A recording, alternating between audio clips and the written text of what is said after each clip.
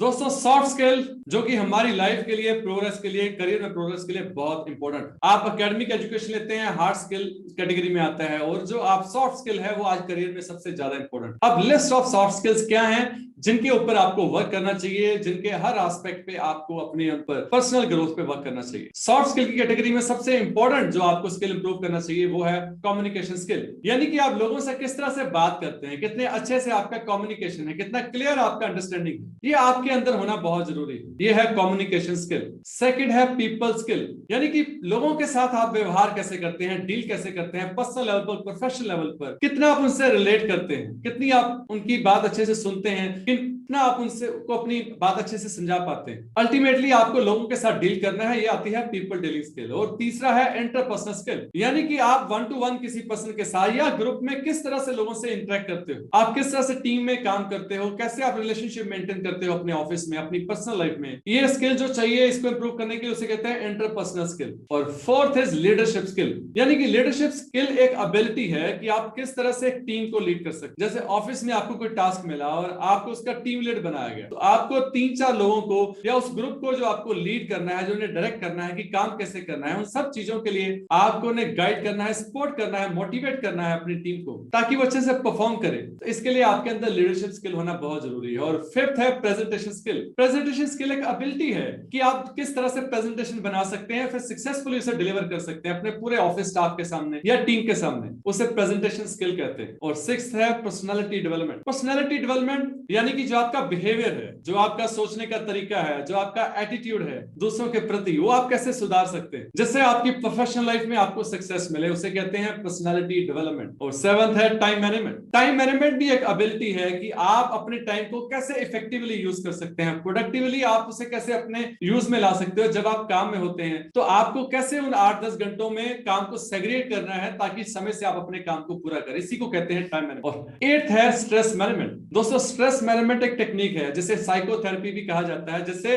आप अपना जो उसको स्ट्रेस है उसे कंट्रोल कर सकते हैं। काफी सारी स्ट्रेस रिलीविंग एक्टिविटीज होती हैं जिनको यूज करके, जिन्हें अपना करके आप अपने स्ट्रेस को रिलीज कर सकते हैं। आप थेरेपिस्ट भी ले सकते हैं और ये उस कैटेगरी में आता है। और अगला पॉइंट है कॉन्फ्लिक्ट मैनेजमेंट, यानी कि आप किस तरह से जो ऑफिस में कई बार कॉन्फ्लिक्ट होता है, जब कोई मतभेद हो जाते हैं, कोई लड़ाइयां हो जाती हैं, उसको आप कैसे पहचानते हैं और किस तरह से आप उसे हैंडल करते हैं अच्छे से, ताकि जो उसका नेगेटिव इंपैक्ट है वो कम से कम आए, उसे कहा जाता है कॉन्फ्लिक्ट मैनेजमेंट। और अगला पॉइंट है सेल्फ मैनेजमेंट। सेल्फ मैनेजमेंट एक एबिलिटी है जिसमें आप अपना खुद का बिहेवियर या आपका जो तरीका है उसे आप किस तरह से मैनेज कर सकते हैं। आप अपने गोल्स आपने जो सेट किए हैं, आपने अपना मोटिवेशन किस तरह से बढ़ा रखा है, आपका जो कंसंट्रेशन स्किल्स है वो आपने किस तरह से डेवलप किया हुआ है, ये सब आता है सेल्फ मैनेजमेंट के अंदर। और 11th है अडेप्टेबिलिटी। अडेप्टेबिलिटी एक क्वालिटी है, आप किसी भी तरह के एनवायरनमेंट में अपने आप को एडजस्ट कर सकते हैं। फिर इसके बाद आता है flexibility. Flexibility is a requirement of change. आपके ऑफिस की अलग अलग रिक्वायरमेंट हो सकती है, अलग अलग डिपार्टमेंट में आपको काम करना पड़ सकता है, और इस तरह से जो अलग अलग एनवायरनमेंट में आपको काम करना है, क्वालिटी होती है कि आप फ्लेक्सिबल हैं। सो इसके बाद आता है क्रिएटिविटी। देखिए क्रिएटिविटी जो आज का समय चल रहा है उसकी बहुत बड़ी डिमांड है। ज्यादा से ज्यादा कंपनीज चाहते हैं कि जो उनके एम्प्लॉइज हैं वो नए आइडियाज के साथ उनके पास आए और उनकी ग्रोथ और डेवलपमेंट में वो हेल्प हो, इसलिए क्रिएटिव एम्प्लॉइज की बहुत ज्यादा डिमांड। और इससे अगला पॉइंट है टीम वर्क स्किल्स, यानी कि जो स्किल्स आपको जरूरत पड़ती है टीम में, आप किस तरह से काम कर सकते हैं,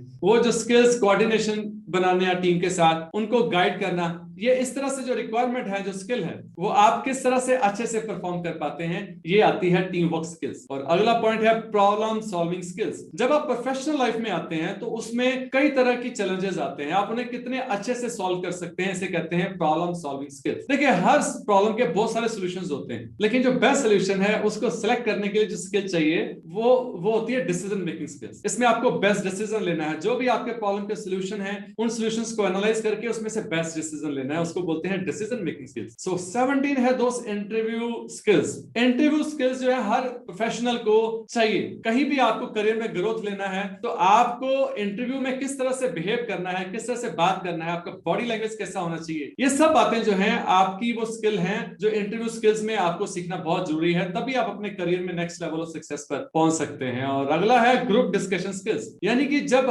कंपनीज हायर करते हैं, कई बार जब आप किसी का एडमिशन में जाते हैं तो वहां पे जीडी राउंड राउंड होता है, यहाँ पे 5-6 लोगों को बिठा करके बात की जाती है। उसमें आप कितने अच्छे से उस टॉपिक पर बात कर सकते हैं अपने ग्रुप मेंबर के साथ, कितने अच्छे से आप अपनी फीलिंग्स एक्सप्रेस कर सकते हैं, कमेंट्स जो है वो आप अपने एक्सप्रेस कर सकते हैं, उसको बोलते हैं ग्रुप डिस्कशन स्किल्स। अब 19th है नेगोशिएशन स्किल्स। नेगोशिएशन एक डिस्कशन होता है जो 2 या 2 से ज्यादा लोगों के बीच में होता है, ताकि किसी सोल्यूशन पे, नतीजे पर आए। जो उनके आपस के मतभेद हैं वो किस तरह से कॉम्प्रोमाइज करके, एग्रीमेंट करके आप सॉल्व कर सकते हैं। ये जो स्किल्स हैं, नेगोशिएशन स्किल्स जो है, ये आपके अंदर आना बहुत जरूरी है। And today's last 20th is networking skills. आप किस तरह से अपने पर्सनल लाइफ में सोशल नेटवर्क बनाते हैं, जो 2 या 2 से ज्यादा लोगों के बीच में हो सकता है, अट्रैक्शन के थ्रू, फ्रेंडशिप के थ्रू या रेगुलर इंटरेक्शन के थ्रू। अच्छी नेटवर्किंग स्किल्स बहुत इंपॉर्टेंट रोल प्ले करती हैं किसी भी पर्सन के करियर के ग्रोथ में। इससे आप ट्रस्ट क्रिएट कर पाते हो अपने कोलीग्स के साथ, अपने बॉस के साथ। और ये नेटवर्किंग स्किल्स अगर आपके अंदर है तो आपको करियर में बहुत ज्यादा ग्रोथ मिलती है। सो ये थी लिस्ट ऑफ स्किल्स जो आपके लिए, जिनके ऊपर आपको वर्क करना बहुत इंपॉर्टेंट। अब इन सारी स्किल्स पे काम करना क्यों जरूरी है? क्योंकि ये आपको करियर में नेक्स्ट लेवल ऑफ सक्सेस पर लेके जाने में हेल्प करता है। जहां पर भी आप काम करते हैं वहां पे आप बेटर आउटपुट परफॉर्म कर पाए, आप अपने रिलेशंस को ज्यादा अच्छे से मेंटेन कर पाए, उसमें ये आपको हेल्प करता है। आपको